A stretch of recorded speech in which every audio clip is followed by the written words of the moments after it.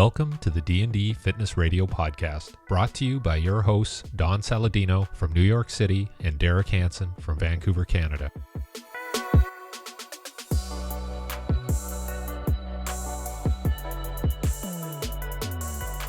You know what I did notice, and I don't know, and I may be biased, but I told you like I'm working on like more aerobic fitness stuff and all that, and then I'm in the airport in like wherever, Minneapolis, Denver, and the amount of morbidly obese people I'm seeing seems to be more. I don't know. And then I get on the plane, and then these people can't even get out of their seats, and I'm just like, oh my God, what happened? Like it almost seems like post-COVID, it's worse. I don't know.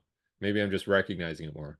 Oh, and you wonder why, right? Like you say to yourself, like, what is it really? Is it because there's more information now, right? Like I do feel like with what we have at our fingertips, with our phones, with online training, you can get anything at your fingertips now. The cost is not an issue anymore. It's like, all right, well, fine. I mean, different levels of quality is definitely, something to think about, but anyone can find anything on the internet and they can do it, and they can do it at home. You can do body weight, or you buy a pair of power blocks now and you have an in-home gym for the rest of your life.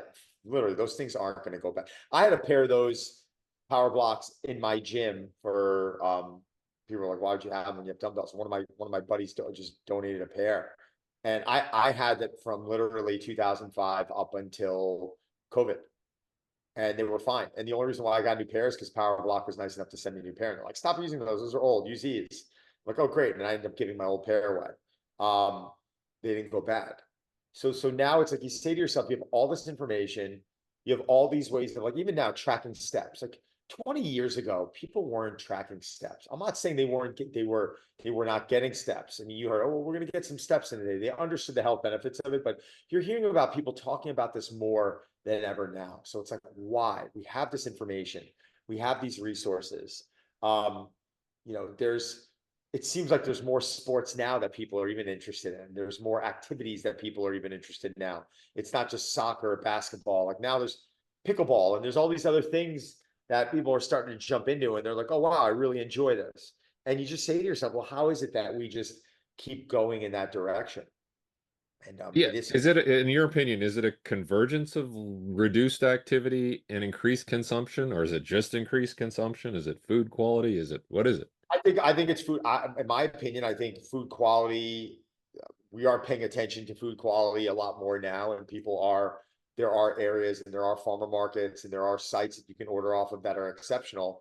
But I also think that people are overeating things that they think are healthy and then they aren't. Just because it says gluten-free doesn't mean, like I always say, a cookie's still a cookie just because it's gluten-free. Like if it has a healthier, sugar option in it or a sweetener option in it, like they still have, empty calories, and you're still consuming, sugar. And I'm even noticing packaging now, it's always a bit misleading, right? It's like, well, this is for, every half a serving. I'm like, well, what's a half a serving? And you look at it and it's like this much. You're like, come on, it's misleading. It's like these packages are even misleading people now, to where, Oh yeah. they're like, it only has 7 grams of fat in it. I'm like, yeah, but it's about as much food as you're eating as what my pen cap would look like right now. Like that's, that's not, healthy, or that's not going to be good for you. So yes, I think that. And I also think people are getting discouraged.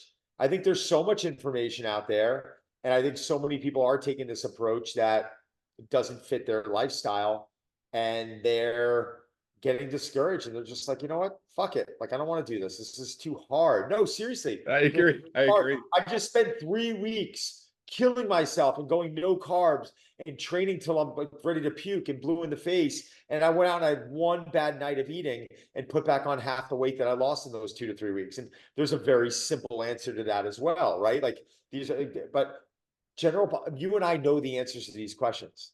General population doesn't know. They don't realize that, like, oh, by going no carbohydrates, you are also ridding your body of water. And the second you go and you have a meal with high carbs or high salt, or you're going to be drawing all this water. It's like taking a dry sponge and throwing it on your wet counter. It's going to suck it up, right? And that's what happens. So it's not, I always say, it's weight. Is it real weight? Are you putting on, all that fat overnight? No, you're not going to. But I think people get discouraged and they're not consistent with these lifestyle changes, and then that becomes a problem. Yeah, no, that's true. I can see that where people there's the just fuck it factor where people are like, oh, I can't I can't take it anymore, right? And and even when and we talked about this before, like getting back into long, slow distance running or sustained aerobic, I found was really tough. Like and I've been doing intervals, sprints, lifting, whatever. And then I'm like, okay, let's go for a 30-minute run through a trail, Different. which is not easy. But I, Yeah. I just felt myself going, oh my goodness, this is like hard to sustain, even mentally. Because if you're used to intervals and doing circuits and all that, like it changes, right? But if you're just running and you're just like, okay, we got 25 more minutes to go. Okay. It was just mentally tough. And then the gains, it was almost like there was this lag in gains where I just felt like shit for a while. And then all of a sudden it started to improve. But you almost have to break through that fog initially and be patient. And then once you do, then it comes. So there's like a delayed gratification effect, right? Right. I've found that like that steady state work, that aerobic work, that's, and this is like your foundation, right? I think people are Yeah. so quick to jump to intervals, and even a buddy of mine I was talking to the other day who's an exceptional hockey player. Um, his anaerobic is good, his aerobic isn't, and he's starting to question is, well, where's my VO2 at? And he went and he did a test and it was a little lower than he was hoping it would be. And I'm like, it's funny, the people that I feel like that are in phenomenal shape, they're the ones that keep that aerobic base up. What you're talking about is that like steady state work up. And then from there, I feel like intervals are just, they get easier, right? Obviously, it's going to be a bit different, but your recovery is going to be different. You notice things with your resting heart rate. I mean, I know people choose, that those intervals over aerobic, and for years it was like interval work, interval work, interval Yep. work. I don't know, like if I had to choose one or the other, and I hate being asked this question, like I would almost choose, and it depends. I know it depends on the goals. I get it. You're gonna have someone out there. Well, it depends on the goals. Yeah, I get it. I'm talking for general pop. I want that aerobic base in a good place. Yeah, and I agree. Like even in testing, there was somebody posted something on Instagram and they said this college basketball team, they still do like mile and a half run test. Is that valid? And to which I would reply, yeah, it's absolutely valid, right? We used to do it when we were younger, and it was a good indicator. Like if you could do 6-minute mile or better or 9-minute mile and a half, like that's pretty good. That's 90 seconds per quarter mile, which is a good pace. And that's pretty indicative of general fitness, aerobic fitness, and have you been training? And it's really easy to test. So I think a lot of people have been getting away from these tests because it's almost too simple. Like, oh, let's do like the shuttle test, the beep test, I think the other one's called the yo-yo test, and they're just shuttle tests. But I don't think I mean, there's correlations, but I don't think it's testing the same thing in terms of like preparation, mental and mental toughness around it. So I'm trying to encourage people to do that more. And who knows, maybe it does have implications for things like blood pressure, um, obviously resting heart rate, VO2 max, what you talked about, like heart rate variability, um, and even like we hear about like dementia, early onset dementia, and these things. Right. Maybe there's poor circulation to the brain. Who knows? You just feel better, right? Like, I mean, you always feel great afterwards. I mean, what has been your approach? You're someone who's getting back into it. You've always been more of a stop go person, I Yeah. feel like, right? Yeah. Oh, yeah. Um, Yeah. So when we got back to it, I think we kept looking at the time and kept going, okay, we got to beat that time from last time because we were on the same course. And it's like, oh, geez, okay. Well, let's see if we can knock 30 seconds off. Let's see if we can knock a minute off. But that ended up killing us, like after a while, because your readiness isn't always great on that day. So if you're judging by time, like I had a great day and, I was a minute faster, a minute and a half faster, and then we go back 2 days later and we do it again, and then it hurts to be close to that, or it was, and that might have to do with some other factor, how we lifted the previous day or how much how'd you sleep. eat the day? Yeah, exactly. How much nutrition did you get the previous Yeah. day? Yeah. So it gets a little, I think it gets in your head that you have to keep being better, or at least the same, and there's going to be variability in your readiness and so I think you got to kind of put that in the back of your head and just sometimes enjoy the process rather than just like nitpicking. And that's the problem with the watches, is that you're like, oh geez, oh, my pace is down, and my heart rate is too high for this where it should be, and and then you start thinking too much, and yeah, you get very anxious. Yeah, sometimes do you feel like you just have to go, and just like how do you Yeah. feel run, and like at what point, like when you're training to improve your aerobic fitness, like what is that line you feel like that you want to take yourself to, where it's like, all right, am I being lazy or am I pushing too hard? Because there is, if you're running in zone 4, zone 5, like for 30 minutes, is Yeah. that the best thing for you? I mean, a lot of people would say probably not, right? On the other hand, if you're not getting your heart rate up past, 105, 110 when you're running, is that enough, right? So that's my question, is what are you looking at to quantify and to keep yourself honest? I mean, at my age, in my mid 50s, like if I have a 140, 145 average, it seems to be good. That seems to be a good place to be. Um, and it doesn't feel forced, and it feels like it can still feel difficult, but it still feels like, okay, I have control. If I had to speed up, I could speed up. Um, so I think that's where I'm finding I'm sitting right now. And sometimes this concept, and you're kind of a golf guy, like this idea, like I'm gonna lay up on this one, right? Yeah, yeah. I'm just gonna put it in and then live to fight another day. Like I've had to adopt that attitude with everything, like lifting, sprint, like, I'm gonna just go run at 90% for my sprints. I'm not gonna go full out because I know I could strain something, or I'm just not feeling it. So let's just go out, do a couple of accelerations. So I've adopted that attitude. And I think even when I was younger, I probably should have adopted that attitude and been a little more patient and just say, hey, let's go. I mean, going through the motions is kind of like a negative connotation to it, right? Wherein sometimes you just have to go through the motions. Well, can you explain why? Like, why do you feel like, and I think, some of our listeners would want to know, why is it now? I mean, it's easy for us to turn around and, you're how old now? 50? 55 in 2 weeks. Nice. Dang. Yeah, Freedom I'll put my 55. headset on. So yeah, so I mean, 55 now, I'm 47, you know. Was it bad that, every time we went out when we were 18, it was running as hard as you can? Like your body was able to handle it at that time. So why would you want to why would you want to scale back if you were recovering, or you think you were Well, recovering? it takes this long. Like, I mean, again, the travel thing was just the last 6 months of travel for me. And this is probably the most I've traveled since 2019.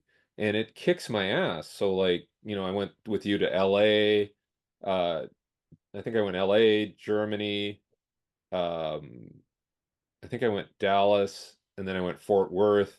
And this is back and forth. Then I went um, Pittsburgh, El Paso, Montreal, Toronto, and then now just uh, North Carolina. So that's a lot of flights, and I've just been finding I feel the jet lag more, and I feel the fatigue and the muscle soreness. Like when I got to North Carolina, it was 2 3 hour flights, and I went for a run, and I'm like, that run was essentially to untangle all the mess of the flight, and like from a muscular point of view and a circulation point of view. So it takes way longer for me to recover. So knowing that I can't do that hard workout on consecutive days, or even have a 48-hour reprieve and then go again, it might have to be 72 hours. It might have to be longer. And it goes back to this, when I was working with Charlie Francis, we produced a video. I'll send it to you. It's actually very good. It was like called a 10-day taper. So when you had to run 100 meters, say at the Olympics, you backed up 10 days and you said, we're going to have a really hard workout 10 days out, and then everything else is submaximal for 10 days to allow us to recover and taper for that championship meet. So 10 days, like most people would think 10 days between um, intense activities is too much. But if you Right. come in and you run everything, so what the 10-day taper is every other day you run at 90% of your top speed, so that one, you recover, it's not too intense, and two, it's not risky. So if you sprint at 90%, very, very unlikely you'll get injured, so that you're ready for that competition. So this Mhm. idea of you're coming in under the bar, 10% under your maximal output is keeping you safe, and it's also allowing you to recover, but it doesn't allow you to detrain. So those three factors: safe, fast enough that you're ready, but also you're not going to detrain it all and you're recovering. So I think I've taken that concept that I learned 30 years ago and I'm trying to apply it to what I do, but I'm not really tapering. I'm just opening things up and allowing me to recover before I go hard again and I feel good again. And I'm happy to have those 3 days when I'm kind of laying up and I'm going at submaximal or just below what I think I should do so I could have this other day. You know, Right, it's like it is really kind of like a live to fight another day or a couple of days later attitude. right, right. I mean, it is fascinating because it's an individual formula, right? Like, I mean, really what it is. And that's, I think that's why, and again, getting back to the conversation of why are people discouraged? Because it's just like what you're talking about right now, as simple as it sounds, for many people, they're like, wait a second, that's just so complex. How do I know? Because that's what I feel like people are fearing. Well, how do I know if I'm tapering back for the right reasons? And it's a good question, right? Like, you're not, like, I know a lot of coaches that might get lazy, or, they're just tired and they don't want to go out. And it's suddenly, it's like, all right, well, are you overtrained, or are you just not conditioned? Like, Yeah. are you just out of shape? Like, I've had to have that conversation with several people. It's, well, I think I'm doing too much. I'm like, actually, to be honest with you, looking at your last couple of months, I don't think you're doing enough. Yeah. Right? I don't think you are. Like, look at the categories that you're slipping up in. Look at the things you haven't been doing. Look at how your rest is suffering a bit, and look at how your nutrition is. The calories are dropping. It's like this. All the evidence is pointing in the direction that you're just not taking care of yourself the way you used to. Yeah. And I think that's what starts confusing people, because we always look back to the time where, we were doing I told you I ran a 452 mile once in Very good. college. Very fast. In Very fast. in Derek, in college, I was Yep. 19. I'm 47 now. I went out recently and I ran. I don't recently. It was a year ago. I went out and I ran a 6 minute mile, and I probably felt the same way I did when I ran the 452. I was like, holy shit. Oh I'm yeah. like, am I out of shape? And the reality is that I don't like to think of myself out of shape, but am I in the type of running shape I used to be? No. Do I think it's impossible for me to get back there? No. But I think things are going to have to, I have to be a bit more strategic about it. Where in the past it was just, oh, I'm running 5 days a week. Well, how many days are you lifting? 5, and it's fine. Does that work? Right? Does that work if I continue to do that? Well, I think the question is how am I eating? How am I resting? What is my training like? What is the intensity of my training? That's why I do believe most programs are like inconclusive, right? Because, RPE on everything is different, rate of perceived exertion. Like, you're on a scale of 1 to 10, your 9 might be way different than my 9. Which is why with weight training, I got a lot more into reps in reserve, because I think it's very simple. It's like, all right, well, you need to be 2 reps from failure, 3 reps from failure, 4 reps from failure, 5 reps from failure, 8 reps from failure, roughly ballpark, right? And you got to start asking yourself, reps in reserve means how many more reps could you have done? If I want you 5 reps in reserve, that means your set of 10, you probably could have gotten 15 with.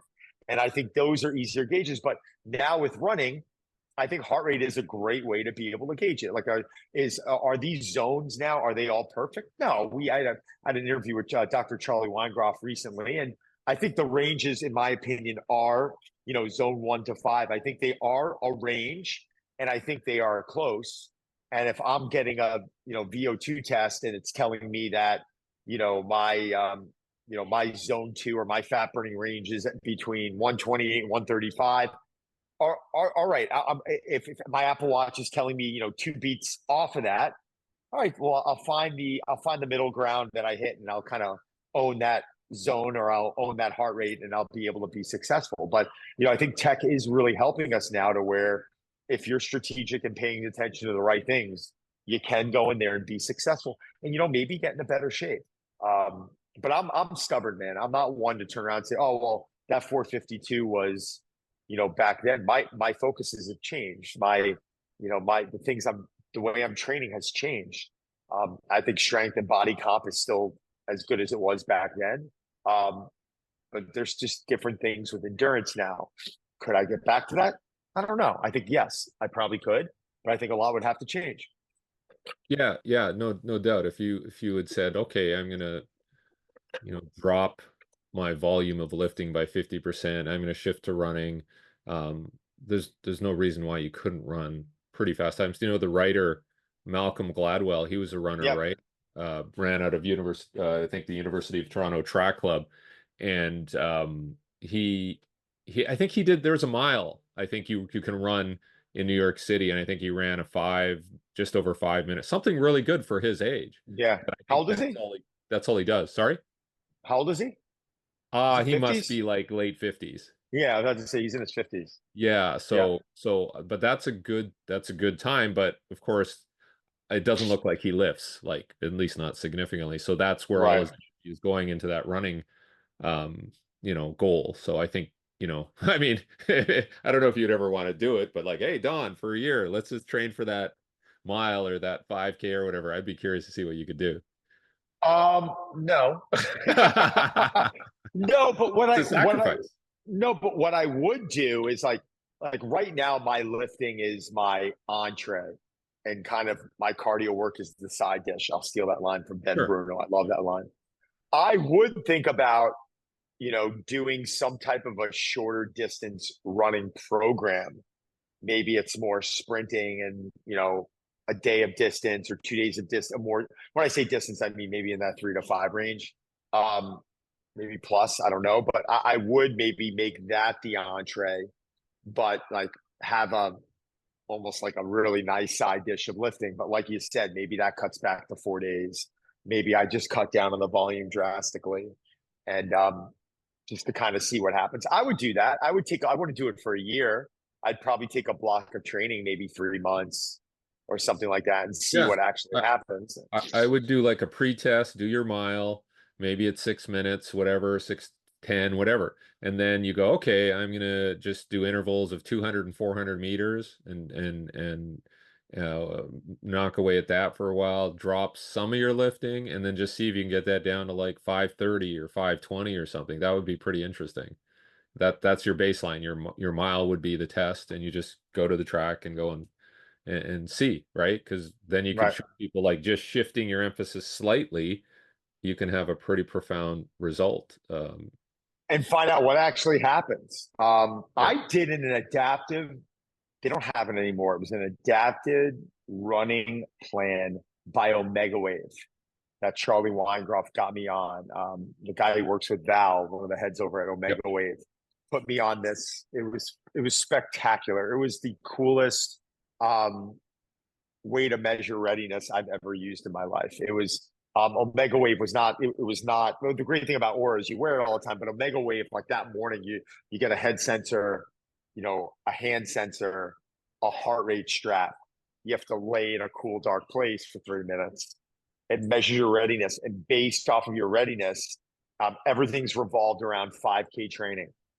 And based off of that, it would fit to you your workout and in your exact heart rate ranges you need to be in for a period of time. So it would be like yeah. for the warm up, 10 minutes at 109 to 129, right? It would just say that range. So I would set my iPhone up in front of my curved treadmill and I would start running and I'd have my heart rate strap on. I think at the time I was using First Speed. Now I've been using a lot of my zone. Yeah. And I would run and I'd make sure I was in that heart rate range.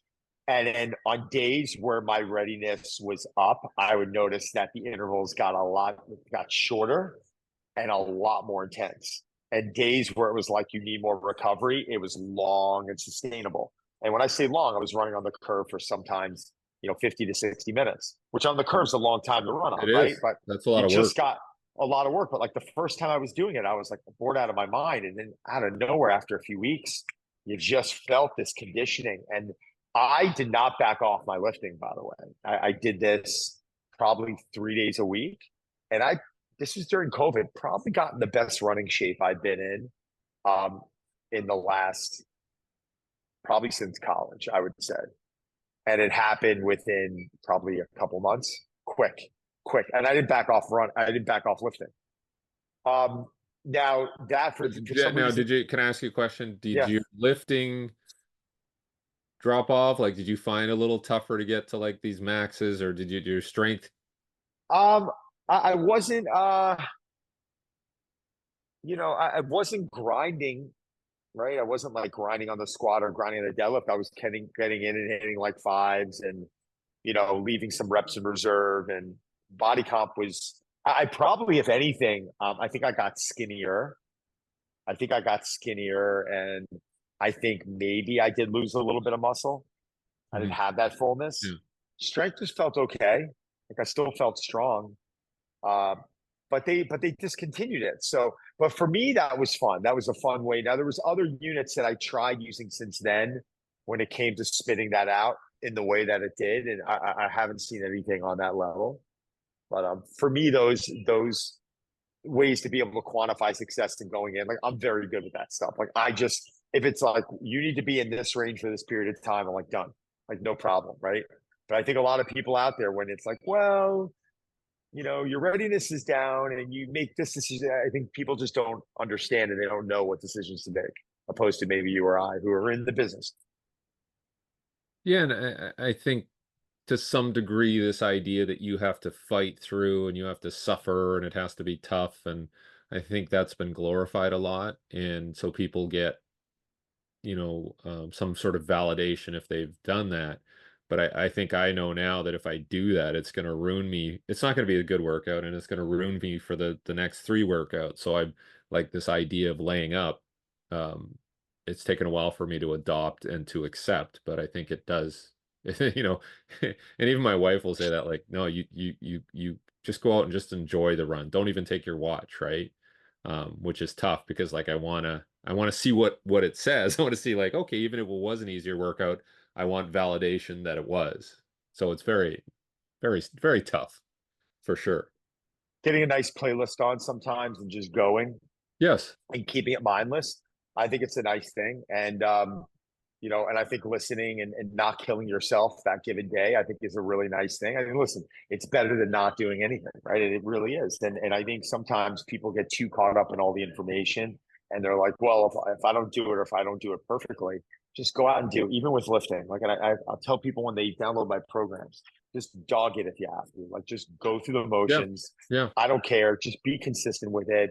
Well, I went at like, you wanted like 80%. I went at like 60. And I'm like, okay, like Fine. you just got in 22 days of working out last month, with a month before you got nothing in. Phenomenal job. Like, great job. Like, focus on those things. Those are what I call non-scale victories, and good things do happen. But yeah, I think there's so much information out there that I think for some people it is getting a bit discouraging.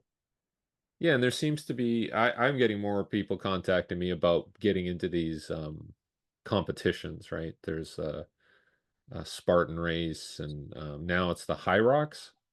Yeah. Yeah. So that's a European sort of influence thing, but it's like 8 times 1 kilometer with strength exercises interspersed. And so they're just asking me for mostly for help with the running. Um, and I've had to kind of take the same approach where you're kind of like, okay, let's kind of build you up with 200-meter, 400-meter runs, get your technique down. Whereas I think some people just for training, they just do the event, which is kind of wrong sometimes. Like, well, I went for a 1 kilometer run and then I did a whole bunch of lunges, then I did another kilometer, and then I did a whole bunch of. I'm like, well, Yeah, but that's I gonna don't really think most people. I don't think most people really care about their time. I think a lot of times people are just jumping in this thing trying to accomplish something, right? finish. Just trying to go. And it's like, all right, well, we're gonna go do this High Rocks event. I'm like, awesome, like fantastic. Like, what do you like? Great. Like, I think why is everyone doing this? Like, it's what are we doing it for? If someone's coming to me and they're, oh, I need to change body composition. You know, some people jump into that stuff and they have great results, and other people go in the reverse direction. Like, you've Yeah. seen people train for marathons and put on body fat. I've seen people train for like significant amount of body fat. I've seen people train Yeah. for marathons. For I saw that. What Ironman. was it? Yeah, I've seen a woman. I think that woman. There was an article on her in like the Times. I think she gained like 25 or 30 pounds from Yeah. training for a marathon. Now, on the other hand, I've seen people train for it and they've lost weight. So it's like, all right, well, what is it, right? Yeah, because I've seen that with the Ironman triathlon, people get in, and I think it almost gets into a point where there's so much deprivation that whenever their body gets a hand on a calorie, it's just like whoop, right? It just sucks it in.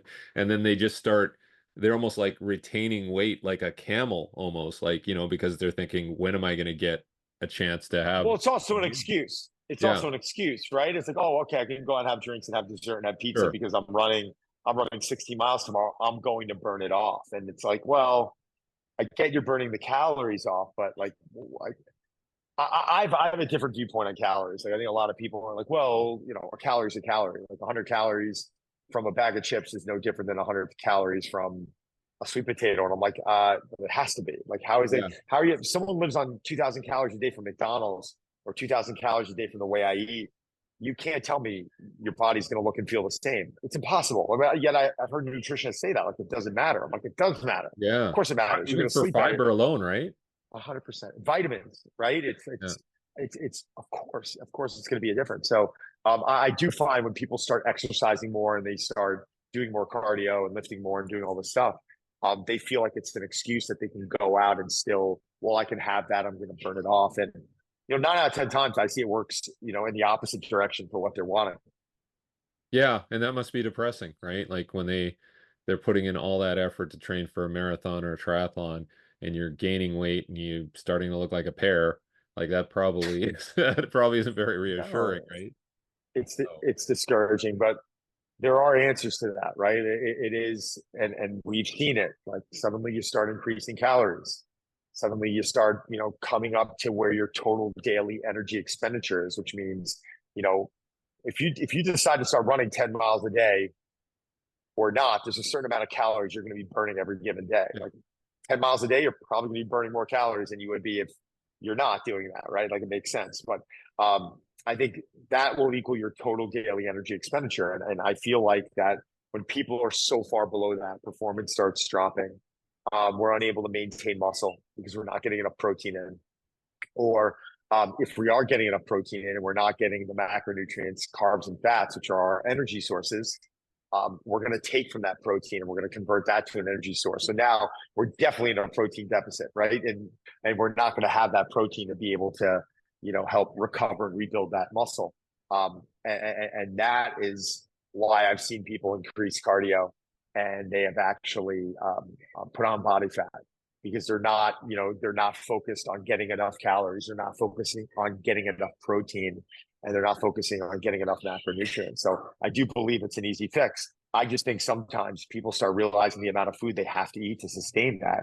And it's a lot of calories. And like, remember Michael Phelps? I mean, we're in the Olympics right now. We're going back to Michael Phelps and they're like, he eats 12,000 calories a day. And I'm like, well, he burns 12,000 calories a day. Like, what do you want him to do? Well, could you imagine if he ate like you? And I'm like, no, because he couldn't get 12,000 calories a day if he was eating chicken and sweet potato and vegetables. Like, he wouldn't, like, the food's too fibrous. He'd fill up too much. He wouldn't be able to get in the calories that he needed, which is why he had to eat that way, right? But could you imagine what if he got half that in calories? Like, what would happen? Like, performance, I bet, would drop, right? Body composition, I bet, would change.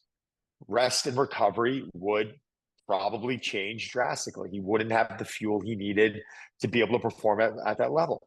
Does he win those golds? Nutrition's a big factor in our performance. Maybe not. Some of those races were really close. And if he's not getting the fuel he needs, does he compete at that level? My guess would be no. And that's a really bold thing to say, but this is a lot to do with our everyday, our performance every day and our everyday lifestyle. And what people don't realize is like the amount of pool time that they put in, and a lot of it is low intensity, what they call recovery swims. So it's like they'll have the main workout, and then maybe in the morning they do some recovery swims. They have the main workout, then they come in later and they're putting in just laps. Like, and some of that is like we were talking about, like low intensity maintenance, but some of it is feel for the water. And that's the one thing when I was working with swimming that was so important. Like if you lose touch with the feel of how to pull through the water, it's very disorienting. So I think he's putting in so much volume that people don't even account for, and so he needs those calories to sustain that volume. Mm-hmm. Mm-hmm. So it's kind of It's a crazy. it's an interesting way of putting it, right? The feel for the water, like Yeah. in a way, that's like working on technique, right? It's when you see a golfer turn around and they're not hitting balls and they're doing swing drills in the mirror. It's everything. Like there's a reason why all these athletes are doing this. Did you watch that documentary called Sprint? Yes. Yes. What did you Yeah. think? Um, it's interesting, but I wish they would have talked more about like the actual training, and it seemed to be more about the psychology Personalities. and the hype and the yeah. And so it's very difficult to kind of understand, well, why is this person doing better? Aside from the fact that he has, supreme confidence in himself. Wait, Um, what was his name again? Who's the gold medalist in the 200 and the 100 Kazakhstan? Lyles, Noah Yeah, Lyles is there. Yeah. Noah, that was it. Noah Lyles. I mean, that was, that he was, is he confident or is he cocky? And probably a lot of both. Like it's like, Yeah. he was cocky, but like on the other hand, I don't know. Like you does that play into the psychology of is he almost talking himself into I'm the best, I'm the best, no one can beat me, no one can beat me? Like is that people look at that as not being humble, but is that might be something he needs? I almost respect it a bit because he's backing it up. Like if he's saying that and he's talking that way, or Shakari Richardson, right? Yeah. I mean, she's incredible. She's an absolute beast. But man, I mean, the level of confidence that they have. I think the one that was a bit more subdued was Gabby Thomas, who Yes. Yes. Yeah. she's also incredible. I mean, a Harvard grad, Yeah. Yeah. Yeah. running the 200, attractive, marketable. Like she has all these incredible tools. But it is fascinating to see that the ones that were at that level kind of owned that extra gear of knowing they were the best. Like the others that Noah was beating the pants off of, they were like kind of, trying to be a little bit more humble and backing off a little bit. And I think I think it's impressive when someone can come in and show that level of confidence and back it up. Well, track and field is very interesting because I mean, you always kind of know where you are because when you're training and somebody's timing you, you're like, okay, I went, I still got something in the tank and I still ran under 10 flat. So going into the race, there's rarely any surprises. It's not like, oh, what happened, right? That guy came out of no, it's like nobody comes out of nowhere. They're doing that in practice. They're doing that in previous competitions. The only X factor a lot of time is injury that you might not know about, like soft tissue injury and things like that. What But about the start? What about the start though? Because that's something that um I mean, first off, it's got to be very nerve wracking because you're all this anticipation is building up. You're on the line. If you go a millisecond quick, you're disqualified. There's no like second shot, right? It's basically one and you're done. Correct? Am I yeah, correct on that? if you false start, you're out. It used to be Yeah. So you're two out. false But starts. like sometimes, like, what if you just mentally lose it for a millisecond? That could be the difference if you just have if you have a poor start. I mean, they're very. I mean, I know Bolt. They were claiming didn't really own a great start. He wasn't the fastest Yeah, one off the he line. didn't have a great reaction time, and neither does Lyles, right? So like the beauty of the 100 is it's long enough that even if You you have can a bad catch. start, yeah, if it was 60 meters or less, it's a little more difficult. 40-yard dash, whatever. But yeah, the 100 it has, and you'll see like the one American Christian Coleman gets out all the time ahead of everybody, but he just ties up at about 70 meters, and then people just pull by him. So yeah, that's why I find when people false start, because now it's so punitive, right? You're out. So if somebody false starts, I'm like, man, you're putting way too much into that, and you've just been disqualified. So yeah, I think it's overplayed a bit, but you never want to get out late because you could tighten up if you're trying to chase people. But the guys that are confident and know what they can do in the latter half of the race are just like, yeah, I'm close enough. And I think that's what Lyle's strategy is like. I'm not going to be the first one out, but if I'm in contact with you, I know that I'll get you by about 70, 80 meters. So And it is fascinating to see how long they've got to work on this for, right? This is a lifetime of working on this. And from one Olympic event to, the following Olympics, that's what, 4 years. So, this is, I'm assuming they don't get a lot of off time. I'm assuming it's going to be, maybe a little bit of downtime after, they're done with that Olympics, but the next one's around the corner. So again, like you said, not losing the feel for that water. How much time do you think they can take off before they start losing a feel or start getting a bit lazy? I mean, it depends on the athlete, it depends on the age, it depends on a lot of factors. But is Like, there a range? Like, gee, is there a specific range you think they're normally between? Is it between a month and 3 months range, right? Like, what have you seen? yeah, they'll usually finish like it to give you an example, they'll usually finish in like September. They have pro meets, and then they might take the rest of September and October off, like 6 weeks, maybe 8 weeks, and then they're back at it again. Like you can't take too much time off because you will Yeah. lose. It's all like a reflex training type thing, right? So yeah, you can't stay away from it too long. Um, but yeah, it's whereas distance running you can do all the time. Like I don't think distance runners take any time off. Um, whereas sprinting is very stressful that you have to take some time off. You can't sustain it throughout like 12 months of the year. Uh, Hmm. so, and Hmm. it's not like, a distance runner can go for a distance run and like put in mileage. It's not like sprinters are like racing each other behind the pub or anything like that in the off season. So, um, but yeah, I wanted to ask you, how'd your retreats go? Your DonCon retreats? Oh my God. Yeah, they were wild. I mean, we had about 100 people. We went to the same spot for the third straight year. Um, Probably going to mix spots up now just because, I think it's time to, even though this spot is fantastic, and place called the Shinalani in off of Puerto Vallarta. You land in PV, and then you got to take about a 45 minute to an hour boat ride when Wow. you get to this very secluded area. But everything is like farm to table food. Um, most of the rooms have AC. It's kind of part of the problem. We would have had a lot more than 100 people if all the rooms had AC. Wow. Um, and if they had more rooms, unfortunately, they didn't. We tapped out at the max amount of rooms, but if the place had more people, we could have filled it. If we had I think we had a waiting list of 50 people, and Wow. they just wanted AC rooms. So yeah, we're going to be looking for a new location and exploring somewhere different. I mean, we're looking as far away as Bali to Greece to Portugal to the Caribbean. I mean, we would go anywhere.